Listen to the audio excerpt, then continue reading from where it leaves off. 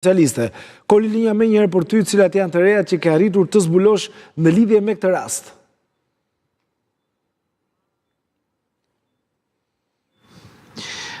Po, Arber, në fakt është një tjetër incident pra që regjistrohet për gjatë ditës së sotme, me sa duket agentët e policisë në zonën e Kavajës kanë siguruar disa informacione përmes rrugëve operative dhe inteligjencës policore se një grua mund të takonte pra eksponent partjak për krime zgjedhore, pra për shitblerje të votave.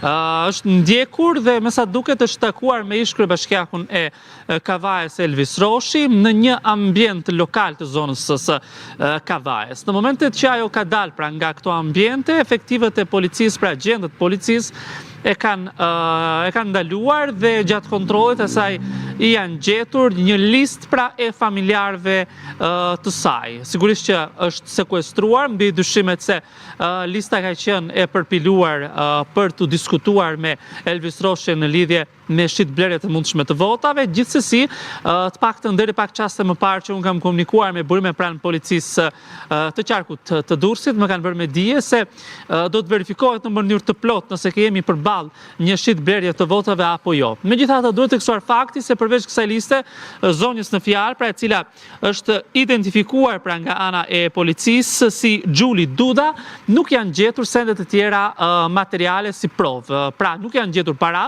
Megjithatë, ekziston mundësia që zonja në fjalë të ketë bërë pazare për shitblerje të votash me Elvis Roshin, gjë që sigurisht edhe ky fundit paktën pritet që të merret në pyetje. Kujtojmë se Elvis Roshi për këto zgjedhje pra parlamentare, pavarësisht se më herët ka qenë kryetari i Bashkisë së Kavajës në logon e Partisë Socialiste, ka qenë mbështetës i Partisë Demokratike dhe ASHM-s për shkak se djali i Xhaxhait të tij pra ka qenë vion të jetë kandidat në listën e hapur dhe ka kërkuar votat për këtë të fundit.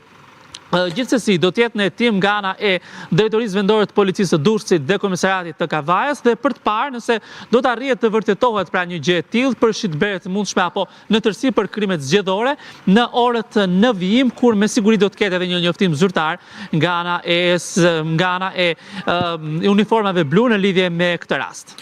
Mirësakol, falenderoj për këto detaje që përsojnë në studio, sapo të kesh të reja ose episodet të tjera do rilidhemi përsëri bashkë. Do vijmë të